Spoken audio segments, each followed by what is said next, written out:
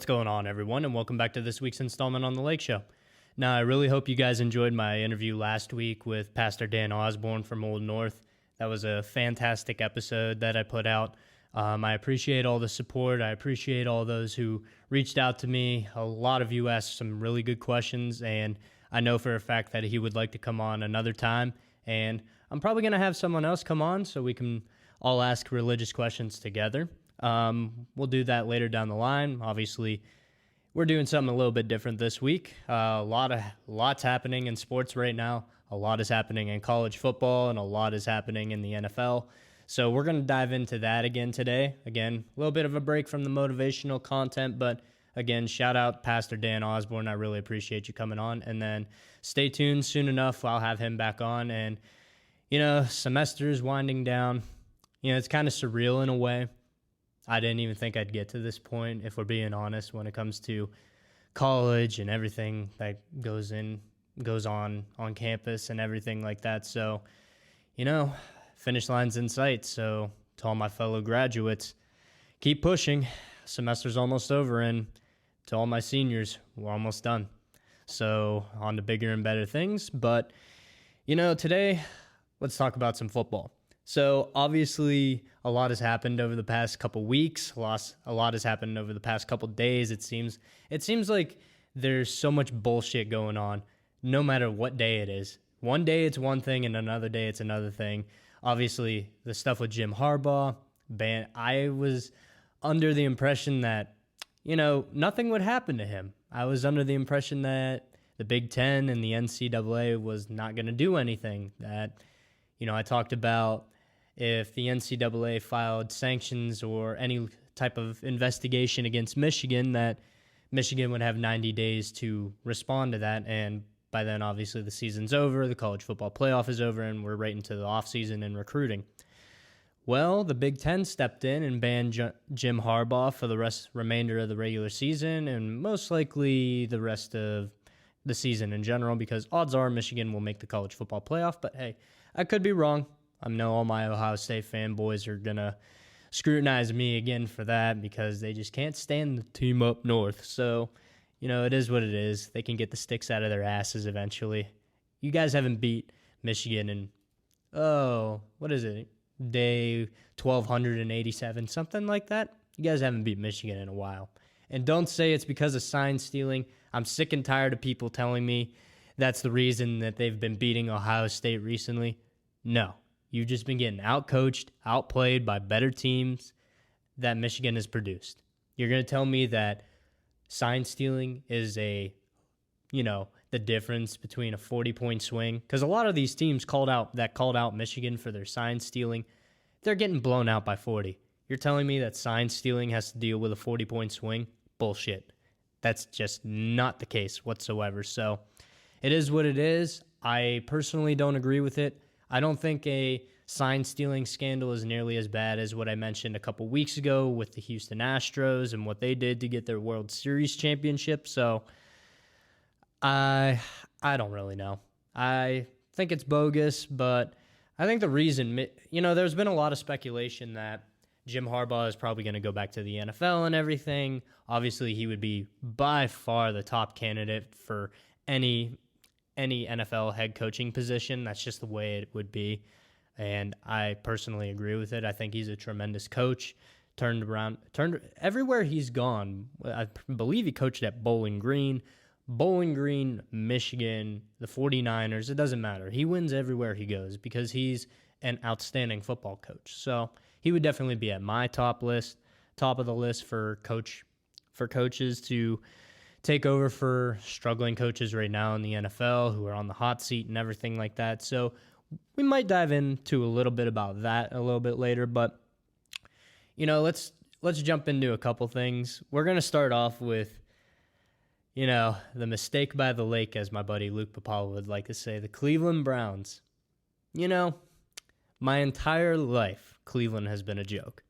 Cleveland has been the ass end of the NFL for the majority of my 24 years of existence. So, incompetent owner, incompetent management, incompetent drafting, coaching, the list goes on and on of idiocy that goes on in that organization. However, I'm one to admit that the Browns, they do some things right. They're really good at drafting skill positions, wide receivers, running backs, tight ends. They got a plethora of talent, especially on the defense. I mean, you got Myles Garrett, who you can argue is the best defensive player in all of football, but I disagree with that. But I would definitely put him a top 3 player on defense in the NFL, that's for sure. The one thing that the Browns can never get right is the quarterback position. The most important position when it comes to football in general. Now, obviously, you need an AGM because they got to draft the talent. They got to put the team together. You got to have an A coach because that's just game planning, scheming, leader of men. You just got to have that guy who takes control of the entire operation. And then, obviously, your quarterback. That is the person who's going to lead you through the fire. That is the person who is going to lead you to the promised land when it comes to the Super Bowl. You're going to have a great coach and a great GM. If you don't have a great quarterback, you're not going to do much. And honestly, Cleveland is like the poster child right now for that. They got great weapons. Amari Cooper, Nick Chubb, Kareem Hunt. Obviously, Nick Chubb is hurt, and now DeShaun Watson is hurt, but we'll talk about that in a little bit. Stellar O-line, a stellar defense. On paper, I believe that this is the best Cleveland Browns defense ever, and it's hard to argue with that, obviously. Now, obviously, this episode is coming out, and another week of the NFL season will have passed, and obviously my team, Pittsburgh, is playing Cleveland this weekend. Well, last weekend, but the week before, I honestly thought the Ravens were going to smash Cleveland. I really did, but, Cleveland came out and played their asses off. That was the best performance that DeShaun Watson has put on as a Cleveland Brown. Well, that's over with because his season is done. Per ESPN, on Wednesday, the Browns announced DeShaun Watson will undergo season-ending surgery to repair a fracture in his throwing shoulder. That's horrible news for Cleveland. Not only, well, here's the thing. Do I think DeShaun Watson is an MVP quarterback? Not anymore. I believe he's past his MVP level play days. Obviously, when he was with Houston, I think that was a different story.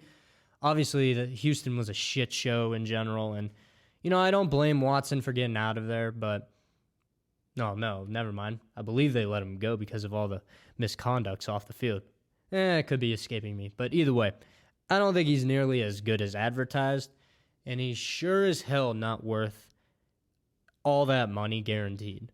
The Browns are the only franchise I would know who would give a quarterback with legal troubles off the field, an injury history, and they would give him over a $200 million contract completely guaranteed. You kneecap your entire franchise. Now, I don't even know how much the Browns are going to be spending on DeShaun Watson the next 2 years, I believe. I don't really remember the contract details too well, but all I know is if you give a quarterback that much guaranteed money, you kneecap your franchise in a way. You won't be able to afford all those good O-linemen. You won't be able to afford all those good skill position players. You won't be able to afford a Myles Garrett, an Amari Cooper, a David Njoku, a Nick Chubb, without making sacrifices. So, like I said, the Browns have done everything right except the quarterback position. It baffles me. It's a whole lot of crap what Cleveland has done with the quarterback position for the last good portion of 40 years right now. The last great Browns quarterback would be Bernie Kosar. That was a long, long time ago. And Cleveland has not had a quarterback that performs at that high caliber level in, like I said, the past 30 to 40 years. You got Tim Couch that they drafted, complete bust. Brady Quinn, garbage. Brandon Weeden, garbage. Johnny Manziel, garbage. Baker Mayfield, he's not playing bad for Tampa Bay. Obviously, Tampa Bay's got their own issues, but again, Baker Mayfield, not terrible, but still for a first overall pick, you got to consider him a bust, even though I think he's a competent quarterback. Do I think he's a backup? No. Do I think he's a world-class athlete and, a complete game changer like Patrick Mahomes? No. But he's competent. I would put him up there with like a Dak Prescott or a Kirk Cousins right now. So, honestly, Cleveland should have kept Baker. They should have shut him down that year when he got injured. I know all players do this. All athletes do this. Even when they're injured, they're gonna hammer the coaches to let them play. They're gonna do all this, all that. They'll fib a lot when it comes to their medical issues and everything like that. So, it doesn't surprise me that you would get hurt doing something like that. But at the same time, I think Cleveland should have stayed with Baker Mayfield. There's no plausible reason to give DeShaun Watson a contract like that.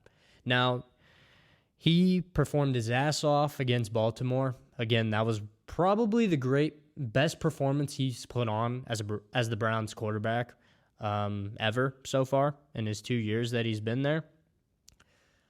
Now, where do you go from here, Cleveland? You're starting DTR, and I liked him in the preseason, but that's exactly what the preseason is. The preseason. All backups. He's not going up against starters. He's not going up against the TJ Watts of the world. He's not going up against the Aaron Donalds of the world. He's not going up against all those high caliber guys. He's still going up against good talent, but not nearly to the level of what the best of the NFL has to offer. So, DeShaun Watson out for the remainder of the year, injury to the throwing shoulder. Cleveland, you're still stuck with him. You're stuck with this contract. You're stuck with him. And I don't know where you go from there. Honestly, I couldn't tell you a good suggestion for you guys. So, now recently, this was last night, which would be last Thursday when this is up. Joe Burrow is out for the season for the Bengals. So in all realistic scenarios, it's going to come down to Pittsburgh and Baltimore for the division. So Joe Burrow, let's see.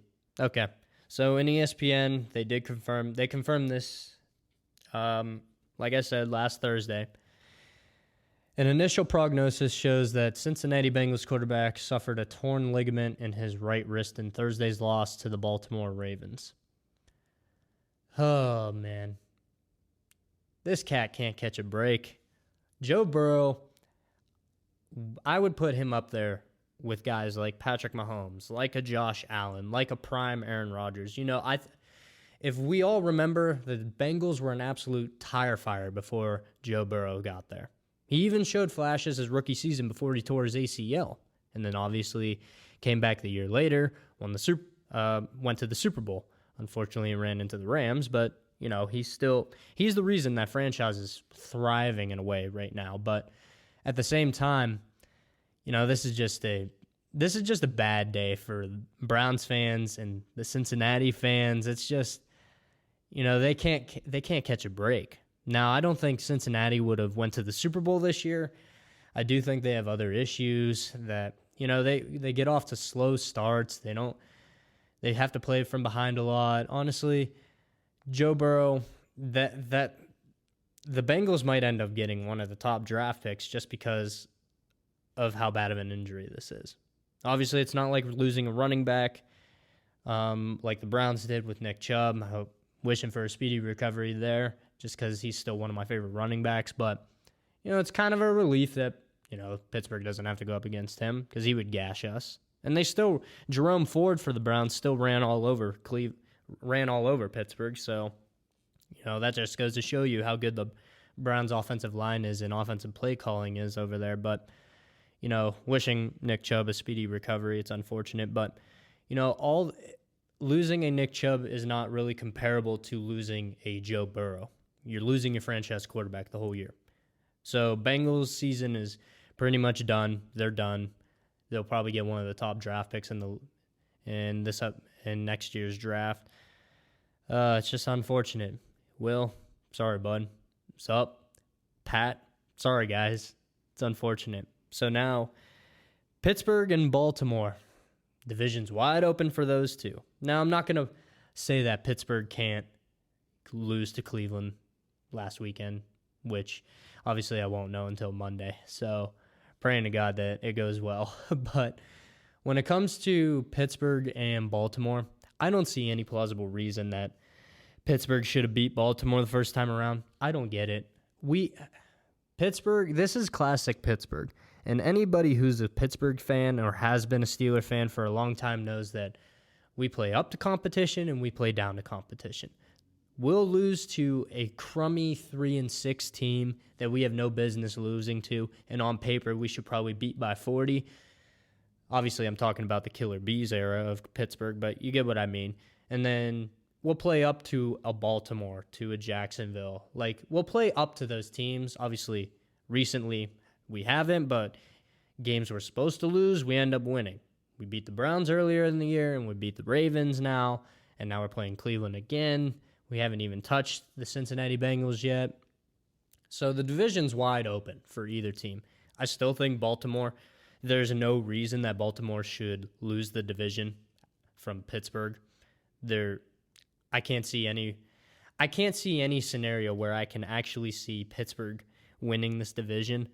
I'm sorry, guys. I'm not really sold on Kenny Pickett. I'm really not.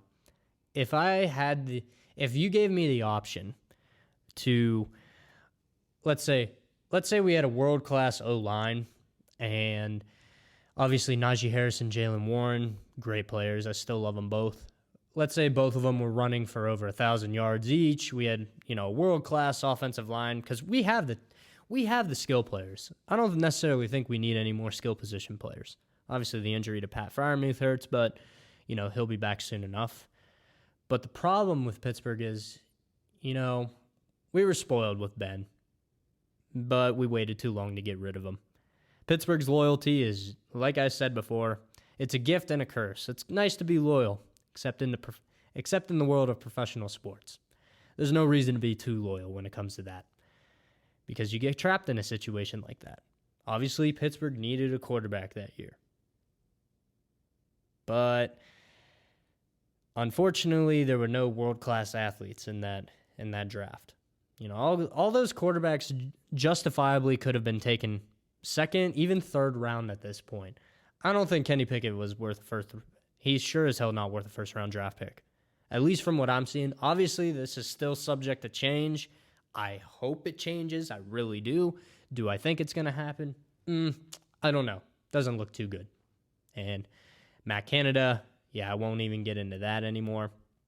But hey, Pittsburgh played one of their best games against Green Bay. Kenny Pickett didn't even have to do anything. All he had to do was game manage.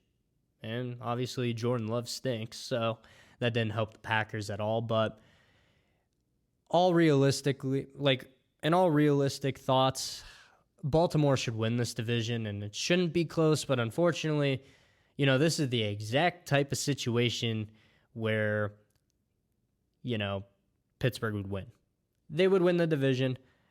And realistically, Pittsburgh will probably win the division, get a wild card berth, and then get bounced. That's it. That's all it has been. For the better part of a decade, I can't even recall Pittsburgh's best playoff win the past 10 years.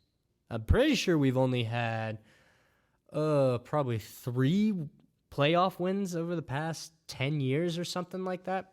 We've become so complacent, it makes me sick. Pittsburgh's standards, some of the fans won't be happy with me saying that, but at the same time, why is a winning season our standard? Our standard has always been Super Bowls, even early on in Tomlin's career. Obviously, he won the Super Bowl in his first year, but ever since then, I don't get it. Pittsburgh has had world-class teams, world-class talent. There's no reason that we shouldn't have had at least 2 to 3. The Killer Bee era with Le'Veon Bell, Antonio Brown, and Ben Roethlisberger in their primes, there is no conceivable reason that Pittsburgh could not have at least gotten 2 Super Bowls with that team. Ben should, all realistic thoughts, I really think that Ben Roethlisberger should be considered if everything went according to what should have happened. Ben would be up there with the Mannings, the Bradys. Now, he's an all-time great. Don't get me wrong, he's a 2-time Super Bowl champion. But I wouldn't put him in the same class as a Peyton Manning or a Tom Brady. That's just my opinion, obviously. Feel free to disagree. But, we're going to move on. We're going to move on to something else. We're going to move on to the NCAA. Now, the NCAA as an institution has been, what's the best way I can describe it? A shit show. This organization, this 4-letter organization, is once again proving that they are just so incompetent, and they are only looking out for their bottom line, and they are not there for the kids. They are not there for the athletes of all NCAA football, baseball, basketball, it doesn't matter. All collegiate athletes. The NCAA is not there for them whatsoever. So recently, James Madison University, undefeated season. This is their first year moving up from Division I AA to Division I, the top end of college football in the Sun Belt Conference. So they went undefeated, at least so far. Obviously, that's subject to change for their last game, which would be last Saturday. So in an article by The Athletic, the NCAA denies James Madison's second attempt at bowl waiver. Per sources, what's next for Dukes? Just let the kids play, man. So for those who don't know, the NCAA, when it comes to if you're making a transition, this is what's known as a transition period. So James Madison is moved up from Division I AA, which is in conference with like Youngstown State, my school, or North Dakota State, South Dakota State, all those schools. It's Division I AA. So now this is their first season in the Sun Belt Conference, and they moved up to Division I. There's a 2-year transition period that prohibits transfer schools, transfer from one division to another, from competing in the postseason bowl games. I don't understand it. What's the downside if you let them play? Seriously, what are you standing on? Principle? You guys have been so inconsistent with dealing with anything. Tez Walker, for example, the wide receiver from North Carolina, NCAA denied his waiver to, immediately when you transfer from school to school. Sometimes I don't even know the full, story. Sometimes I don't even know what implications there are for transferring. Obviously, I've never done it, but originally the NCAA denied Tez Walker's appeal to immediately start playing as soon as he transferred to University of North Carolina. Why? Now I get it if they want to stop athletes from transferring. It's just like, I get that, and I don't think that's good for college football if you were to just keep transferring until you play, which, I think that's a stupid reason to transfer anyway. But, I don't know the reason why Tez Walker transferred to UNC. I forget where he was originally from, but the NCAA denied his waiver. Now, eventually, that got overturned, and Tez Walker has been playing this entire season, and he's been a world beater for the Tar Heels and quarterback Drake May. So, I honestly do not understand the entire reason as to why the NCAA is just being like this. Now, maybe they just don't want teams to jump from division to division constantly, which, okay, I get it, but at the same time, the NCAA has done such a piss-poor job at regulating all these conferences and everything like that. I mean, the Pac-12 is dissolving right in front of our eyes. Obviously, this is the most talented Pac-12 conference probably ever, and then next year it's over with because all these teams are moving to the Big Ten or to the SEC. It doesn't matter. The NCAA is just so inconsistent when it comes to dealing with players, when it comes to dealing with teams, coaches, you name it, institutions, you name it, they screw it up somehow. So, unfortunately, James Madison will not be able to play in a bowl game this year, which is unfortunate. I would have loved to see James Madison in a New Year's Six bowl game. Wouldn't that be kind of cool? See, the first year moving up from AA, go undefeated, and then play in a New Year's Six bowl game. That'd be a great storyline. I think that would be good for college football too. But again, what do I know? So I have a small clip I'm going to play. It's on the channel ESPN College Football. This is a clip that they have of Pat McAfee being unhappy with the NCAA rule, rejecting James Madison University's postseason. So I'm going to play a little clip of it, and I'll put it up on screen for you guys to watch too. But anyways, the NCAA has this rule where you got to wait 2 years as you transition up.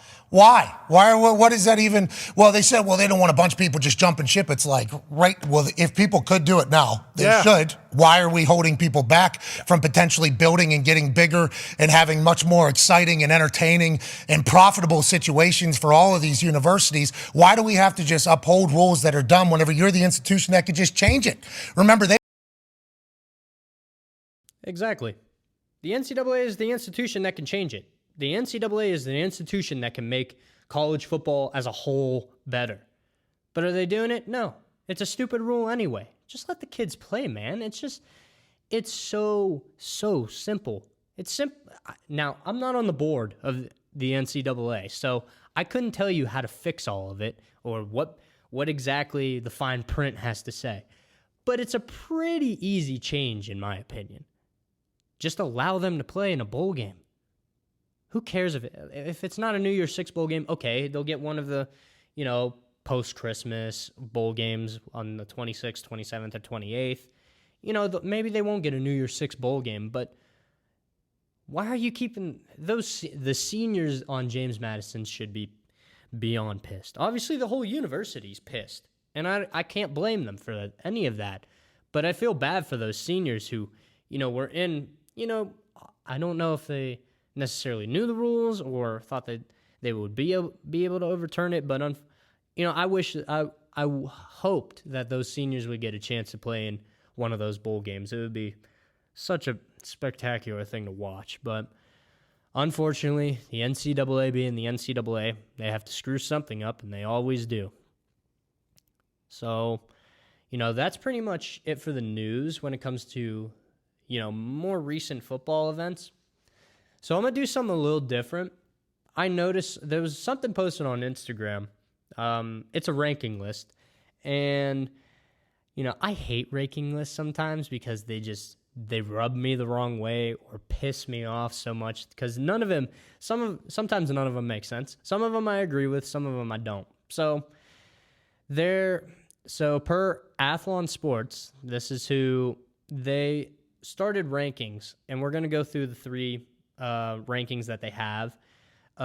They rank the top 50 quarterbacks from the BCS era of college football, top 50 running backs, and top 50 wide receivers from the BCS era of college football, which in all honesty is not sounding like a bad alternative compared to the inconsistency of the committee when it comes to the college football playoff, even though I'm more of a fan of the playoff than I am the BCS computer ranking system, which is just stupid to begin with.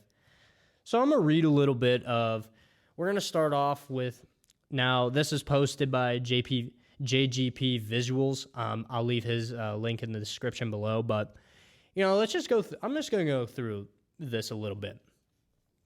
So here's the top, according to Athlon Sports, here's the top 5 quarterbacks in the entire BCS era of college football. Number 1, Vince Young. Number 2, Tim Tebow. Matt Leinart at 3. Andrew Luck at 4. RG3 at 5. What the hell?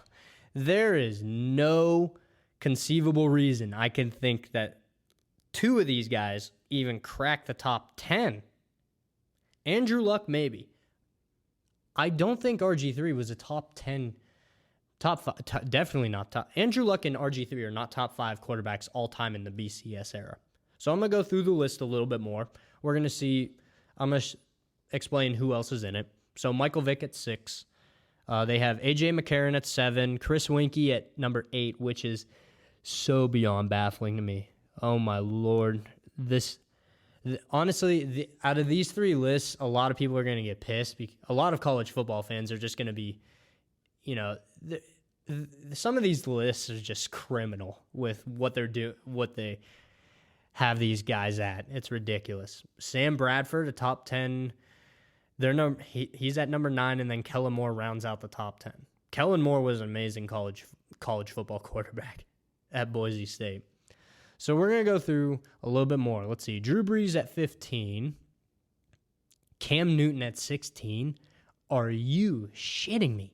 I would still put Cam Newton above Andrew Luck. I would put Cam Newton above RG3. Oh, I forgot. Colin Kaepernick is at 14. You're bullshit. There's no way I probably wouldn't even have Colin Kaepernick in my top 60, let alone the top 50, and let alone spot 14. You're full of shit. There's no way. Pat White at 13, Colt McCoy at 12, Russell Wilson at 11. I'm already getting pissed. So Cam Newton at 16, baffling to me. Ken Dorsey at 18 drives me insane. He was the quarterback for Miami on the 2000 team, the 2001 team, and the 2002 team. Ken Dorsey lost 2 football games in his entire collegiate career. Realistically speaking, he only lost 1. The 2002 national championship still, to this day, will make any Miami fan jaded. It's ridiculous. I don't even want to talk about that game because it just makes me so mad that a blatant the most egregious pass interference call was ever made to keep the Buckeyes in that game. And here's the other thing when it comes to the 2002 national title game. I'm pretty sure Miami turned the ball over 5 or 6 times, and it still took 2 overtimes and a terrible pass interference call for Ohio State to win that game. Now, don't give me that a win's a win, a win's a win. Piss off. I don't give a shit about that. So Ken Dorsey at 18 still drives me insane. Now, I'm a Miami fan. I wouldn't put him top 5. I would definitely put him a top 10 quarterback, though. So we're going to go a little bit further into the list. Case Keenum at 23 seems reasonable. Ben Roethlisberger at 25th. Brandon Weeden at 26. Jeesh. Troy Smith at 29. I would not have Matt Ryan above Troy Smith at all. That drives me a little bit insane. Colin Klein. Those who remember Colin Klein from Kansas State, that dude was unreal. But he's at spot 33. No issues really with that one. Johnny Manziel at 36. I'm sorry, you can make an argument that Johnny Manziel is the best college football quarterback to ever play in the BCS era. I'm not saying he's the greatest college football quarterback of all time. I am not saying that. But I am saying you can definitely make an argument, and I'm not counting the NFL. Strictly based off college, because I've watched college football since I was 6 years old. I know all these players. I know pretty much all of them. I've watched highlights. Even before I started watching football, I watched highlights of the guys that came before. So I know what I'm talking about when I say this. I'm sorry. So to round out for the top 10 again, Vince Young, Tebow, Leinart, Luck, RG3, Michael Vick, AJ McCarron, Chris Winkie, Sam Bradford, Kellen Moore. Johnny Manziel, in my book, would be above all of them, except Tim Tebow and Vince Young. But you can still make the argument that Johnny Manziel was a better college quarterback than both of them. Now, I get the hype around Vince Young beating USC in the national championship. I would personally put Vince Young number 1. But as far as, that drives me insane. Like, I get it. Johnny Manziel didn't have the greatest NFL career. As a matter of fact, it was horrible. But college career, Nick Saban Nick Saban is the greatest college football coach of all time. Even all the game planning, all the world-class talent Alabama had on that defense and that offense, Manziel could not be stopped. It did not matter what you can throw everything at him in the kitchen sink at college version of Manziel, It didn't matter. Johnny Manziel did what Johnny Manziel does best. Show out. So, drives me insane that Johnny Manziel is at 36. Braxton Miller at 47, Matt Barkley at 48. So some of this garbage, I'm gonna give you here's how I would put my top 10 college football quarterbacks of all time in the BCS era. I'd put Vince Young at 1. I'd put Tim Tebow at 2. Johnny Manziel 3. Cam Newton at 4. Matt Leinart at 5. I would keep Michael Vick 6. I would put Ken Dorsey at 7. Kellen Moore at 8. And then where did he go? I know I'm going to sound crazy for this one. But as far as that I saw, I would put Troy Smith at, I believe it was 9 that I was on. Please correct me if I'm wrong. I'm losing it a little bit. And then one last one. Oh, yeah, I forgot all about him. Geno Smith. I would put him at 10. Geno Smith at West Virginia, lights out, great quarterback. Now, sometimes he didn't have great teams, but he was electric when it came to that. So that was the 50 quarterbacks. Running backs is going to piss people off. 100% piss people off. So, let's see. Number 1 running back in the BCS era, Adrian Peterson. No. I'm sorry, Adrian Peterson is not the greatest college football running back in the BCS era. So here's the top 10.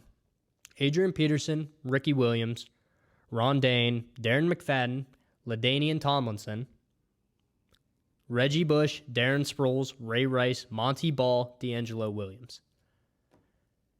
Are you kidding me with this crap? I'm sorry. This is the most egregious top 10 I think I've ever seen. Out of anybody who's ever listed anything or made a list for anything football related content wise, this is the worst representation I've seen of it. Adrian Peterson is not number 1. Hands down, it's Reggie Bush. And I don't think it is necessarily close. I really don't think it's close. I think Reggie Bush has been the best college football running back probably ever, especially in the BCS era. Reggie Bush at 1. That's how I would put it. So we're going to go through a little bit more. So they have Trent Richardson, Mark Ingram at 12 and 13. I don't agree with that. I feel like they could be a little bit higher. LaMichael James at 15. No, absolutely not. Definitely, he should be higher. Anybody who watched the Oregon Ducks from 2009 to 2013 knows just how electric the Oregon Ducks running backs were. And here's the crazy part. DeAnthony Thomas isn't even on this list. I think DeAnthony Thomas was better than LaMichael James. And I didn't think that was necessary. It could be close, but for those in the chat who watched Oregon football, let me know who you think is better, DeAnthony Thomas or LaMichael James. Because I think it's close, but I still would lean DeAnthony Thomas. Either way, DeAnthony Thomas is not included in this list, which honestly is very baffling to me. So you got guys like DeMarco Murray at 24, Marshawn Lynch at 26, seems about right. Maurice Jones-Drew at 31, that seems criminal. And then we get to more criminal. Oh, this drives me insane. And again, people are going to say I'm a Miami homer. I don't care. I go based off of what I see on the football field. Willis McGahee at 36? Are you kidding me? And Lendale White at 40?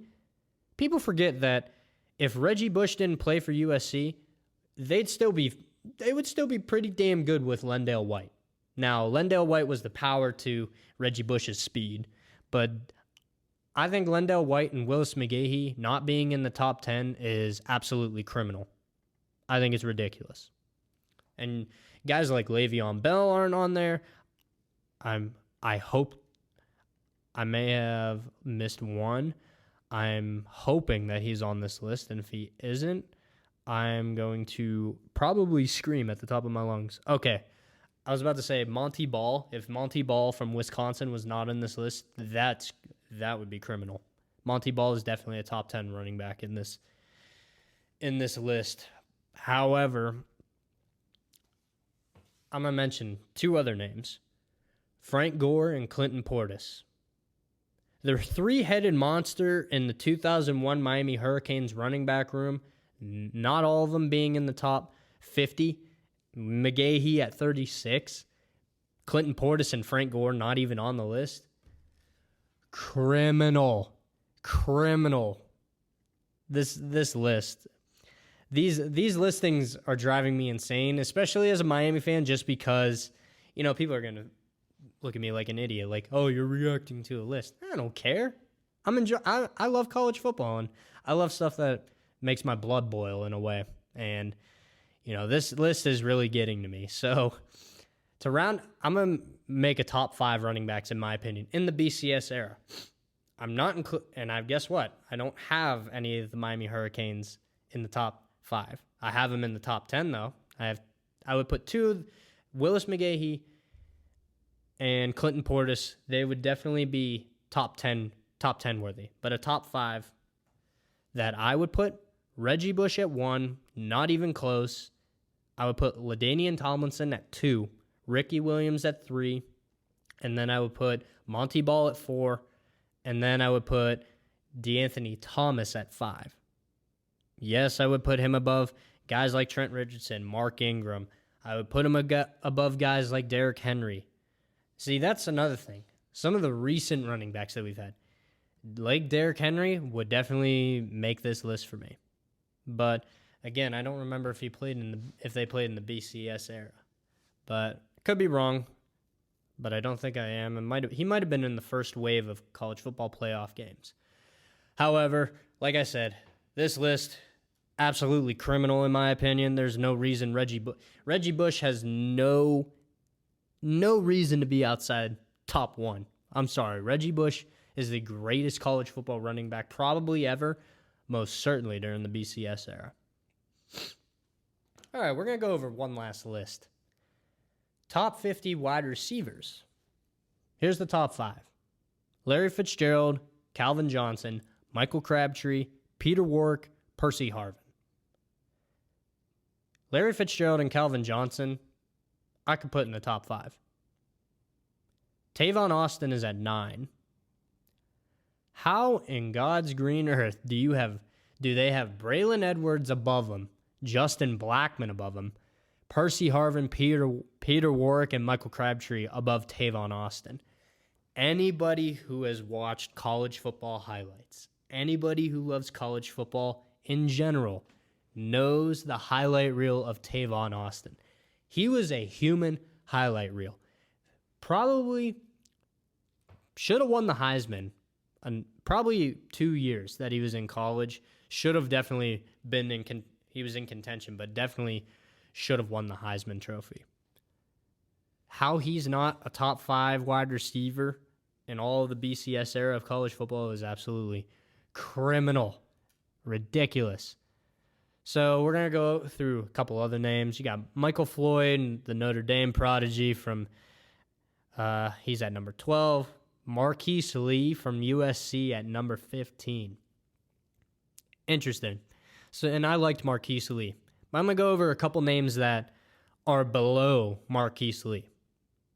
AJ Green, Jordan Shipley, Dez Bryant, Julio Jones, Robert Woods, Santana Moss, DeShaun Jackson, Reggie Wayne, Dwayne Bowe, and then who else? I know there was one more. Antonio Brown. Now, this is strictly college. Where's Andre Johnson? Where's Andre Johnson? Seriously? He doesn't make the fact that Santana Moss and Reggie Wayne are 31 and 39, respectively, is criminal. This makes me sick. How is Julio Jones at 26? I don't get it. I want to know who did they have making this list? Like, I want to know genuinely who was making the decisions for making this list. It drives me insane. Andre Johnson's not even on this list. Andre Johnson was a stud in college. I don't get it. I really don't. So I'll give you my top 5 wide receivers in the BCS era. Larry Fitzgerald at 1, I would definitely keep. I would keep 1 and 2 the same. Larry Fitzgerald and Calvin Johnson. Then I would put Tavon Austin. Then I would put a guy like Andre Johnson. Larry Fitzgerald, Calvin Johnson, Tavon Austin, Andre Johnson, and then I needed one more. Yeah, sometimes this leaves me a little bit. Oh, yeah. Julio Jones, top 5, right there. Oh, man. So, yeah, that's my top 5. Larry Fitzgerald, 1, Calvin Johnson, 2, Tavon Austin, 3, Andre Johnson, 4, Julio Jones, 5. I think that's your best college football wide receiving room in the BCS era. You know, some of that crap. Now, people are going to scrutinize me for, being a Miami Hurricanes fanboy and homer on this channel. I don't really care. I've supported the Canes my whole life, and I've seen some bad play from my favorite team. I'll talk a little bit about them. I don't know, and I want to address some Miami fans that I have talked to, whether that be online or in person. You guys have to quit being so impatient. You do realize it takes time to build a culture. It takes time to get the staff right. It takes time to build a college football program back from dog shit. That's what happens. It takes a while. So I get it that fans are up in arms about this year. The first year under Mario Cristobal, Miami went, I believe, 5-7. I didn't expect us to go 5-7. Now that's my unrealistic expectations, but that also goes to show like how bad the culture was in general. Now it doesn't help that we play in front of I don't even know how many fans go to Miami home games. And that's another thing that sucks about being a Miami fan is that there's no true home stadium on campus. They knocked down the old Orange Bowl for the Marlins Stadium. Whoopee. Tax dollars for Florida went to a great project. Fucking shit show of an MLB team. They don't even deserve that spot anymore. Honestly, they should pick up, move, give Miami back that stadium. At least so they could tear it down and make themselves a home stadium. I miss the old Orange Bowl stadium, but to all the Miami fans who want Shannon Dawson fired or Mario Cristobal fired, now Lance Guidry is up for the defensive coach, I believe the assistant coach of the year award, I believe, because our defense is world class. We have one of the most underrated defenses, I think, in all of college football. They're the reason now, even though Miami lost to NC State 20-6, our defense gave us every single opportunity to win that football game. Our defense gave us every opportunity to win against Florida State. People thought Florida State was going to beat us by 40-50. Rightfully so, I understood. Miami having down couple weeks, Tyler Van Dyke not starting, Emory Williams coming in, our backup quarterback coming in for Tyler Van Dyke because of his sluggish play so far. I told everyone who said Florida State was going to win by 40, I said, Florida State may win. It's not going to be a blowout. That came down to the last drive like I suspected. And here's why I hesitate on jumping. Shouldn't say hesitate. Here's why I'm against jumping on board the ship to fire Mario Cristobal. Now, Shannon Dawson, I don't know. I want to see more from him, but that's neither here nor there. I'm not going to talk much about that. But as far as the bandwagon of some Miami fans out there who think Mario Cristobal should be fired, I was at the Miami-Florida State game, Mario Cristobal's first year. I was living it up in Miami. I was having fun. It was my birthday weekend. I'm thinking, okay, Florida State's coming into our house. We're going to kick their ass. You know what happened? They kicked our ass. 40-0. At least I think that's what the final score was. But all I know is Miami didn't score a fucking point. To go from that team last year directly to this year, we're going up against a better Florida State team. Jordan Travis playing like a Heisman Trophy candidate. Best team Florida State has had in God knows how long, probably since the Jameis Winston era. We only lost by 7 to a better Florida State team in Tallahassee, which is one of the hardest places to win. Miami fans, you got to be patient. If you guys don't think Mario Cristobal is building something, now, the call against Georgia Tech, boneheaded decision. I'm not even going to get into that because it makes me so frustrated that we just pissed that game away. But this is still a young team. Cameron Kitchens and James Williams, they're juniors. They can come back again. And I think they will come back because I think they would realize that this team has so much potential for this upcoming year. Now, obviously, it really depends on quarterback play. I don't know what happened with Tyler Van Dyke. I really don't. I wish I could tell you, Miami fans. I don't know. He played like a Heisman Trophy candidate the first 5 weeks of college of this season. But then 10 interceptions in 4 games. Yeah, that leaves a lot to be desired. But to all the Miami fans, you have to realize it takes time. And if you can't see the amount of growth that has happened from last year to this year, you're an idiot. That's all I have to say about that matter. I seriously, Miami's got good ass pieces in place. So let's list them a little bit. Obviously, quarterback position is the most important position on any football field. Is the answer Tyler Van Dyke? Is the answer Emory Williams? Wishing him a speedy recovery after that injury he suffered against Florida State. Kid played his ass off. That's the definition of a warrior right there. He left it all out on the field.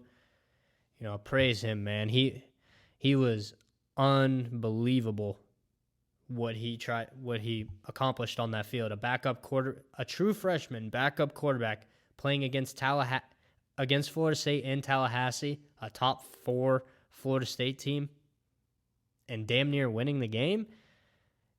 Who knows what would have happened if he didn't get hurt. But kudos to him. You know, he left it all out on the field. We wish him a speedy recovery, all Miami fans, and I know all of college football fans do. But other than the quarterback position, the running back room is unreal. Henry Parrish, Mark Fletcher,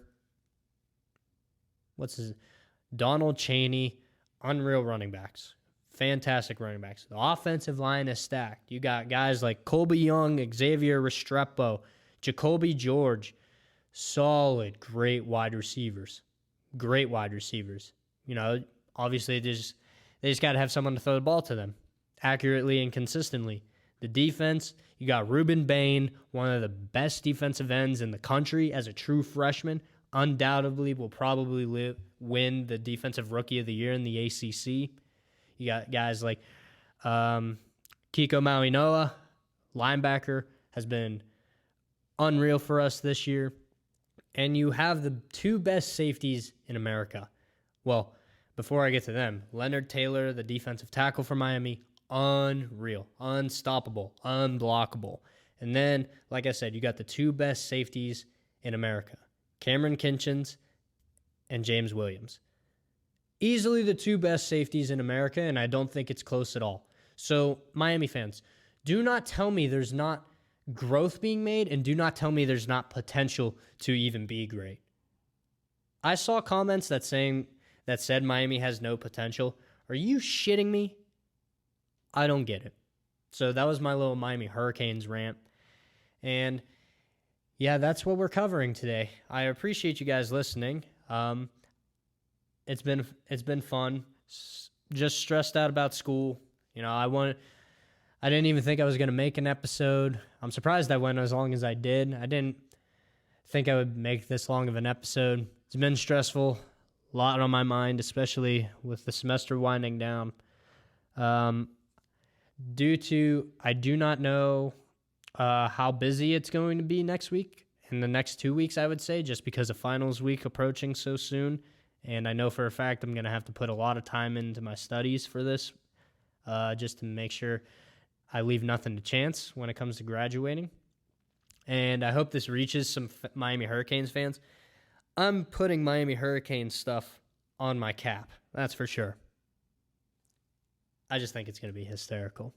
But yeah, guys, I really appreciate you guys listening. Keep on subscribing, keep on liking, keep on sharing with your friends. I really appreciate all the support, and I really appreciate you guys have given me, a reason to do everything. You guys have given me a reason to wake up and, given me a purpose again to wake up and enjoy what I do. For a long time, I preached on my channel before. It's mainly a mental health and anxiety dealing with anxiety issues channel. And sometimes I like to relax a little bit and, not think too hardly about that, but I can't thank you guys enough for all the support, especially all my close friends and family who have really loved me doing this show. I really plan on doing this in the future. I would love, this is a message to Colin Coward. I'd love to intern for you one day. Or Stephen A. Smith or Shannon Sharp. I'd like to intern for one of those spots one day. I feel like I can debate people when it comes to sports. I feel like I can debate anyone when it comes to sports. So hopefully this reaches them. I'll make a YouTube short and a couple TikToks. I'll tag them all. Let's see if I can't get maybe a job offer out of this. That'd be awesome. And a dream come true. I would love to be a sports anchor, that's for sure. And that's going to wrap it up this week on the Lake Show, everyone. I really appreciate you all. Be sure to like, subscribe, share with your friends, leave some comments down below. I'm your host, Dominic Lako. God bless. I love the chase and the hunt, and I set the pace when I'm running. I always take what I want and I always give it 100. Don't need a bank, no I'm funded. Play the game like it's nothing. I'm always thankful for something. Don't take for granted, stay humble. Now wake up! It's time to look at the enemy. Look in the mirror if he is no friend to me. It's not working out, maybe it's the chemistry. It's time to break up, so